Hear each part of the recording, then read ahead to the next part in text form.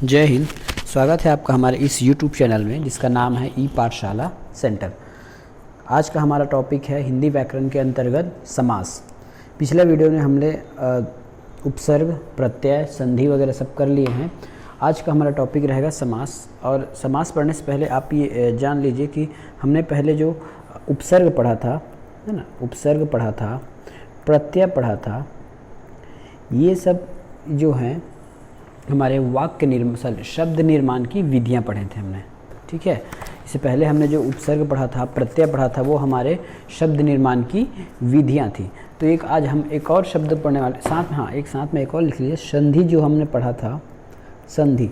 तो उपसर्ग, प्रत्यय और संधि, उपसर्ग, प्रत्यय और संधि जो हमने पढ़ा है वो हमारे शब्द निर्माण की विधियां हैं। उसी विधियों के अंतर्गत एक और विधि है, वो है समास। समास के द्वारा भी हम शब्द निर्माण करते हैं। ठीक है, तो समास का संक्षिप्त रूप क्या होगा, क्या हो सकता है समास? तो समास का रूप का नाम है किसी चीज़ को संक्षिप्त के रूप में बोलना, किसी चीज़ का संक्षिप्त करना, है ना उसको बढ़ाना। उसको जैसे कुछ लंबा वर्ड रहता है उसको एक वर्ड में बोलना, आप एक समास भी कह सकते हैं। तो ये होता है हमारा समास। ठीक है, संधि में हम क्या करते थे और बाकी में क्या करते थे, एक बार हम उसका वो देख लेते हैं स्ट्रक्चर। संधि हमने इससे पहले संधि पढ़ी है, जो लोग नहीं देखे हैं वो पिछले वीडियो जाके देख लीजिए। तो संधि में हम क्या करते हैं, दो वर्णों का मेल कराते थे, है ना।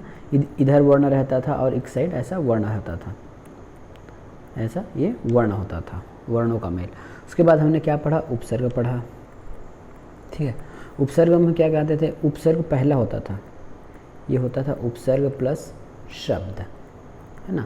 उसके बाद हमने पढ़ा है प्रत्यय। प्रत्यय में क्या होता था, पहले शब्द होता था, बाद में प्रत्यय होता था, कोई अन्य वर्ड। ठीक है, इस प्रकार ये पढ़ते थे। लेकिन समास में हम क्या पढ़ेंगे, समास में दो शब्दों का मेल, दो या दो से अधिक शब्दों का मेल पढ़ेंगे। समास में दो या दो शब्दों का अधिक का मेल पढ़ने वाले हैं। तो चलिए समास का जल्द से एक डेफिनेशन देख लेते हैं। जब दो या दो से अधिक शब्द मिलकर एक नवीन शब्द बनाते हैं, याद रखिएगा संधि में हम मात्र दो वर्णों का मेल कराते थे, ठीक है, और उपसर्ग में भी दो शब्दों का मेल कराते थे, प्रत्यय में भी। लेकिन समास में ऐसा नहीं है। समास में दो या दो से अधिक शब्दों को मिलाकर एक नवीन शब्द बनाया जाता है। इस प्रक्रिया को हम समास कहते हैं। ठीक है, शब्द बनने वाले शब्द को हम समासिक पद कहते हैं। बनने वाला पद हमारा समासिक पद कहलाता है। आई होप आपको ये डेफिनेशन समझ आ गया होगा, नहीं तो मैं एक बार फिर आपको बताता हूँ।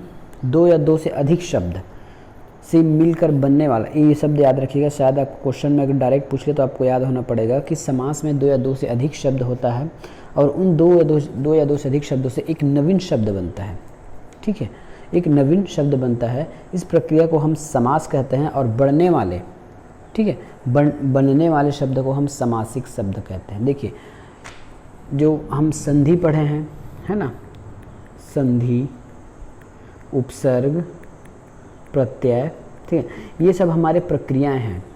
इसको हम प्रक्रिया बोलते हैं। इन प्रक्रियाओं के द्वारा ही नया शब्दों का निर्माण होता है। उसी प्रकार समास है। यदि किसी दो शब्दों को जैसे मिलाते हैं तो उस मिलाने की प्रक्रिया को हम समास कहेंगे, ना कि बनने वाले शब्द को। बनने वाले शब्द को हम समासिक पद कहते हैं। अब समास के कुछ अवयव होते हैं। समाज के 4 अवयव हैं। अवयव मतलब तत्व या उसके पार्ट। समाज के कितने अवयव हैं? अवयव तो समाज के 4 अवयव हैं। पहला है समास विग्रह, दूसरा है समस्त पद, तीसरा है पूर्व पद और उत्तर पद। इसको आप ऐसे उल्टा समझिए, पहले पूर्व पद समझिए। ठीक है, पहले आप समझिए पूर्व पद, पहले पूर्व पद समझिए, फिर उत्तर पद समझिए, फिर समस्त पद, फिर समास विग्रह। अब देखते हैं, एक उदाहरण लेंगे तो आपको सबको अच्छे से पता चल जाएगा कि हम बोलने क्या वाले हैं। देखिए, पूर्व का मतलब होता है पहले। जैसे मैंने यहाँ 2 पद लिख दिया, तो यहाँ जो लिखाएगा उसको हम बोलेंगे पूर्व पद। इसके बाद जो लिखाएगा उसको बोलेंगे उत्तर पद। देख लीजिए, हम यही पद लिखने वाले हैं। यहाँ पे जो लिखेंगे वो होगा पूर्व पद, इस लाइन में जो लिखेंगे वो होगा उत्तर पद। और इन दोनों को मिला के जो समासिक शब्द बनेगा वो होगा आपका समस्त पद। ठीक है। और इस बनने वाले समस्त पद को फिर से अलग कर देंगे तो वो बनेगा हमारा समास विग्रह। जैसे अलग अलग कर दिए इनको तो इसको हम समास विग्रह कहेंगे, ठीक है। अब देखते हैं, एक उदाहरण से समझते हैं। राजकुमार, बहुत फेमस है ये राजकुमार, ये हमारे समास का बहुत फेमस वर्ड है राजकुमार।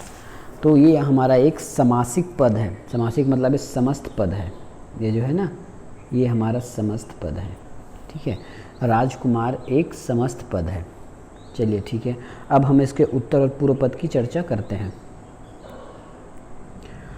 पूर्व मतलब पहला जब बताया था तो पहले में क्या है, पहले में तो यही है ये, तो ये हो जाएगा राज, ठीक है, राज। ये हमारा पूर्व पद है, तो पूर्व पद को ऐसे इंगित कर दीजिए, किसी और कलर में और लिख लेते हैं। ये जो कुमार है ये हमारा उत्तर पद है, ये उत्तर पद है, कुमार जो है वो उत्तर पद है। अब समास विग्रह करते हैं इसका, समास विग्रह करते हैं। तो समास विग्रह में क्या आएगा, राजकुमार का होता है राजा का कुमार, राजा का कुमार, ये है हमारा समास विग्रह, ठीक है। इसको हम बोलेंगे समास विग्रह, ये ठीक है। समझ में आया क्या मैं क्या बोलना चाहता हूँ कि हमको अवयव पहचानना है। यदि ये आप चारों चीज़ पहचान लिए तो आपके लिए समास में कोई भी दिक्कतें या समस्याएं उत्पन्न नहीं होगी, ठीक है, समझ गए।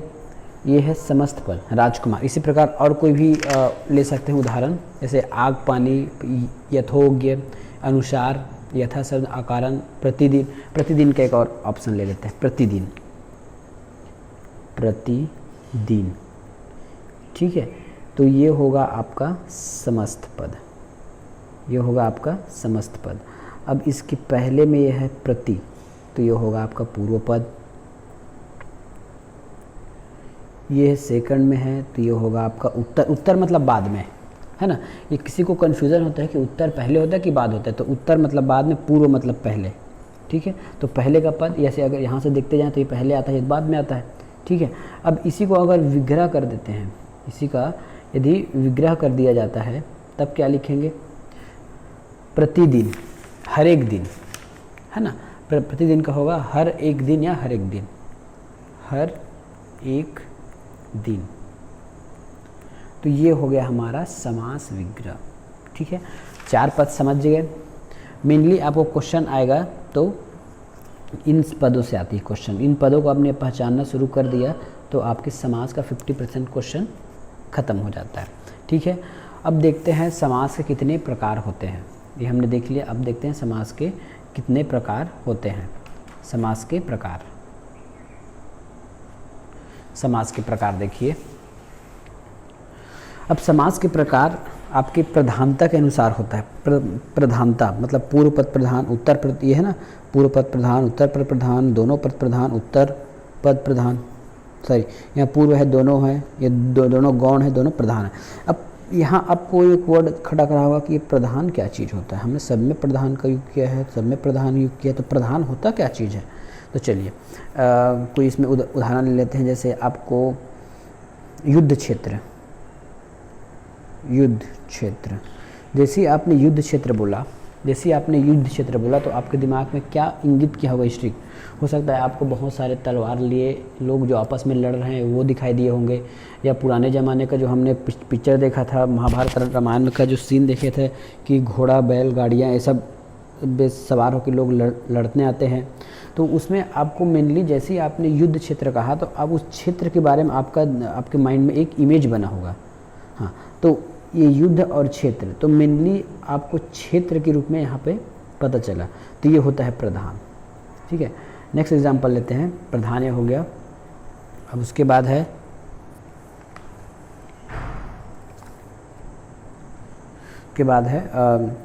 घुड़सवार, घुड़सवार। अब जैसे ही आप घुड़सवार बोलोगे, है ना, तो जैसे ही आप घुड़सवार बोलोगे तो आपके दिमाग में क्लिक करेगा क्या केवल सिंपल घोड़ा क्लिक करेगा, केवल घोड़ा, इस पर कोई बैठा नहीं है। लेकिन जो बैठा है वो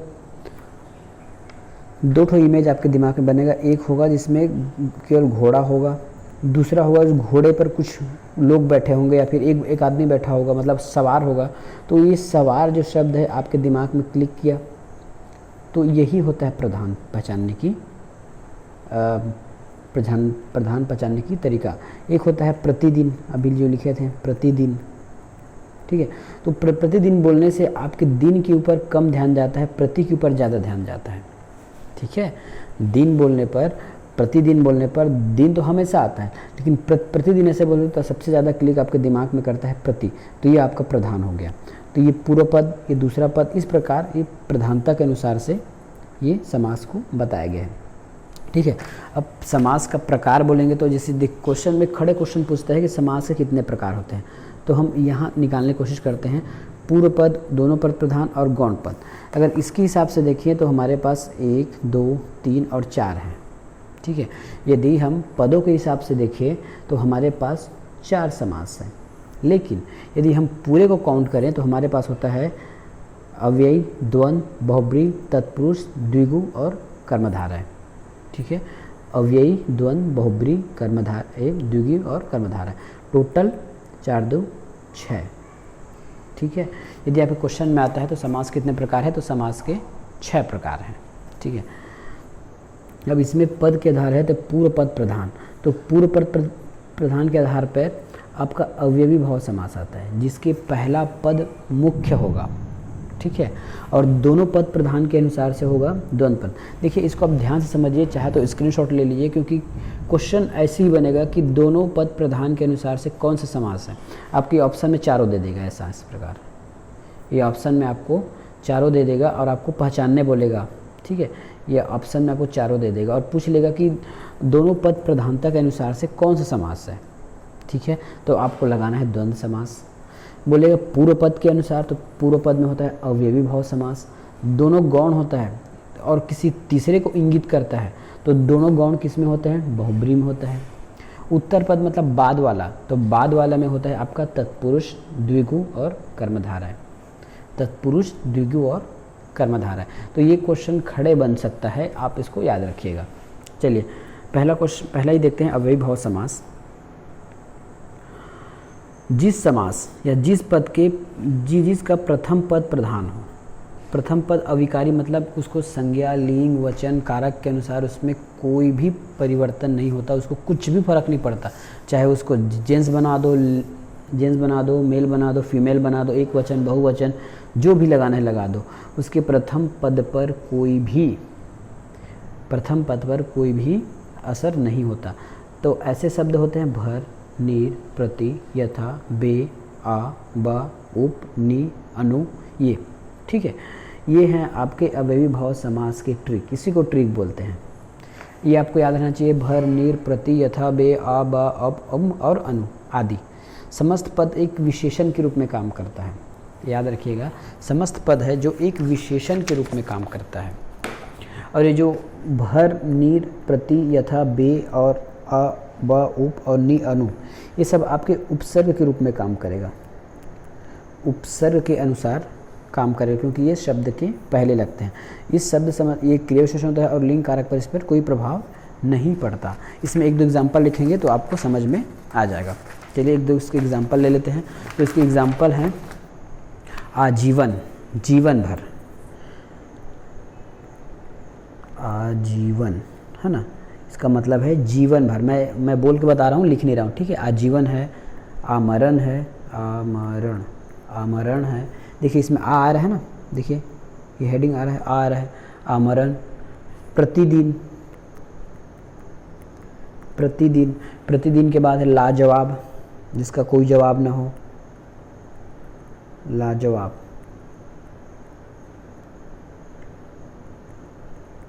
लाजवाब। उसके बाद है यथा सामर्थ्य या अनुसार, यथा स्थान, यथा स्थिति, प्रतिध्वनि, भरपेट, निर्भय, सक्षम, बखूबी, प्रत्येक, ठीक है, इतना है। बखूबी, ये है आपके अव्ययी भाव समास। देखिए आजीवन कहने से किसी भी लिंग वचन से कुछ भी फर्क नहीं पड़ता। आप इस आजीवन शब्द का उपयोग चाहे फीमेल के लिए करें, एक वचन के लिए या बहुवचन के लिए करें, इसमें कुछ भी परिवर्तन नहीं होने वाला है। या फिर अव्यय मतलब जो खर्च ना हो। एक और इसका जानने का साधन है, अव्यय मतलब जो खर्च ना हो, आमरण, है ना। ये जैसे बोलते हैं ना कि राम ने आमरण कार्य किया, या फिर आमरण क्या बोलते हैं इसको, तपस्या किया। तो जैसे आमरण यदि आप राम के लिए बोलते हैं, सीता के लिए बोलते हैं, या बहुत सारे लोगों के लिए बोलते हैं, तो ये इन सब चीज़ों में लिंग वचन कारक से कोई प्रभाव नहीं पड़ता। तो ये है आपका अव्ययी भाव समास। इसमें आएगा बेठकक। इसमें एक और आता है यदि कोई बारंबारता वाला है, बार बार वाला है ना, जैसे धीरे धीरे, धीरे धीरे, और आएगा आपका इसमें दो दो एक एक, ऐसा आता है ना कई बार, दो दो एक एक। तो इस टाइप का जो बारंबारता वाला रहेगा वो भी इसी के अंदर आएंगे। ठीक है, चलते हैं नेक्स्ट समास की ओर। हमारा नेक्स्ट समास है तत्पुरुष समास। ठीक है, समय देख लेते हैं। समय कुछ चलिए समझ, तत्पुरुष समास को बाद में देखेंगे, ये लंबा है। इसके आगे और कुछ समास है वो पहले देख लेते हैं। तत्पुरुष समास बहुत लंबा है। ठीक है, द्विगु समास देख लेते हैं। द्विगु समास, द्विगु समास क्या होता है ये देख लेते हैं। द्विगु, पूर्व पद गौण होता है। ठीक है, पूर्व पद ये हमारे तत्पुरुष का ही भाग है जिसका पूर्व पद गौण होता है और उत्तर पद प्रधान होता है। उत्तर मतलब बाद वाला, उत्तर मतलब बाद वाला। तो पूर्व पद गौण, उत्तर पद प्रधान होता है। पूर्व पद संख्यावाची होता है। देखिए इसका पहचान है, द्विगु का पहचान है, पूर्व पद संख्यावाची होता है। पूर्व पद संख्यावाची होता है। जैसे है पंचवटी, 5 वटों का समूह। ठीक है, पंचवटी 5 वटों का समूह। ये पंचवटी 5 वटों का समूह होगा। त्रिफला है, त्रिफला है, नवग्रह है, तिराहा है, तिराहा, त्रिमूर्ति, त्रिमूर्ति और एकांकी। ठीक है, ये सब कुछ वर्ड हैं। कुछ और हैं, जैसे बोलते हैं त्रिभुवन है, 3 भुवनों का त्रिभुवन। ठीक है, त्रिकालदर्शी, ये है त्रिकाल। तो देखिए पूर्व पद गौण होता है। पूर्व मतलब ये देखिए, ये 5 लिखा है, ती लिखा है, त्रि लिखा है, त्रि है, यहाँ भी 9 है, त्रि है, त्रि है, इस प्रकार। ठीक है, जो संख्यावाची शब्द हैं, ठीक है, जो संख्यावाची है वो आपके गौण होंगे और वही संख्यावाची होगा। पूर्व पद गौण होगा और वो संख्यावाची होगा। तो इसमें प्रधान क्या हो गया, राहा, फल, ग्रह, एकांकी, कांकी और मूर्ति। ठीक है, तो ये आपके पहचानने का सबसे अच्छा ट्रिक है कि यही कि द्विगु में संख्यावाची होता है और पूर्व पद गौण होता है। कुछ शब्द ऐसे हैं जो डाउटफुल होते हैं, है ना, वो मैं बता देता हूँ। जैसे ये आता है त्रिलोचन, त्रिलोचन, त्रिलोचन, पंचानन, पंचानन। ठीक है, चतुर्दशानन, दशानन।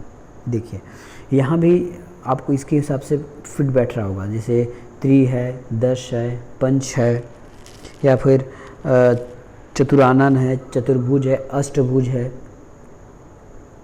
अष्टभुज है। इस प्रकार के शब्द आपको कभी कंफ्यूज कर सकते हैं कि क्योंकि इस प्रकार देखिए, पहले तो हम यहाँ से निकालते हैं कि क्या होगा, उसका पूर्व पद गौण है, दूसरा ये इसका जो पूर्व पद है वो संख्यावाची है, तो हम उसको द्विगु में रखेंगे। लेकिन एक और एंगल से सोचिए कि त्रिलोचन का मतलब क्या होता है। उसका मतलब होता है 3 लोचन, और 3 लोचन कौन है, शंकर जी। पंचानन का मतलब क्या होगा, 5 है आनन, जिसका मतलब होगा भगवान बजरंगबली। दशानन, यहाँ भी दश है, यहाँ जी इसके क्राइटेरिया को ये फॉलो कर रहा है कि इसमें 10 सिर होंगे।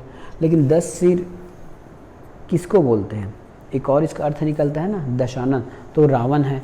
यहाँ अष्टभुज है, 8 भुजों वाला। तो इस प्रकार कुछ शब्द रहेंगे जो कंफ्यूज करेंगे। ये वास्तविक में कंफ्यूज नहीं कर रहे हैं, ये आपके द्विगु और बहुब्री दोनों समास के उदाहरण हैं। ठीक है, क्योंकि कुछ गुण इसमें और उसमें दोनों का गुण इसमें कॉमन हो रहा है। द्विगु और बहुब्री समास का गुण इन शब्दों में कॉमन रूप से उपयोग हो रहा है या फिर प्रदर्शित हो रहा है, इसलिए ये हमको कंफ्यूज कर रहे हैं। तो यदि ये क्वेश्चन यदि आपको आता है तो यदि द्विगु आता है तो आप द्विगु भी लगा सकते हैं, बहुब्री आएगा तो बहुब्री भी लगा लीजिए। अगर बाय द वे गलती से अगर दोनों आ गया, द्विगु और बहुब्री, तो आपको उस समय बहुब्री का चयन करना है। ठीक है, उस समय आपको बहुब्री का चयन करना है। ये रहा हमारा द्विगु समास। ठीक है, आशा करता हूँ ये वीडियो आपको पसंद आया होगा। यदि पसंद आ रहा है तो ज़रूर लाइक कीजिए और चैनल को सब्सक्राइब कीजिए। मिलेंगे नेक्स्ट वीडियो में, तब तक के लिए धन्यवाद। आपका दिन शुभ हो।